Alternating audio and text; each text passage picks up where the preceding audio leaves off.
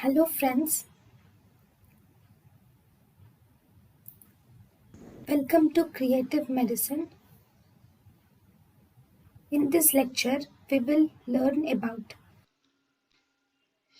Aortic aneurysm in horseshoe kidney.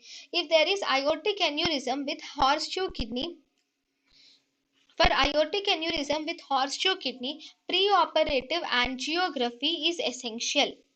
This preoperative angiography is essential for proper evaluation of the renal arteries. So first we will evaluate the renal arteries. Okay, there can be multiple aberrant arteries can arise from the aorta.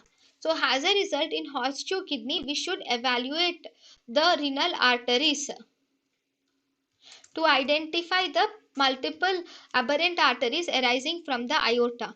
Isthmus rarely needs to be divided because we do not divide the isthmus, and for the surgery whenever there is aortic aneurysm in the horseshoe kidney, we always do a left retroperitoneal approach is always preferred for aortic aneurysm in horseshoe kidney.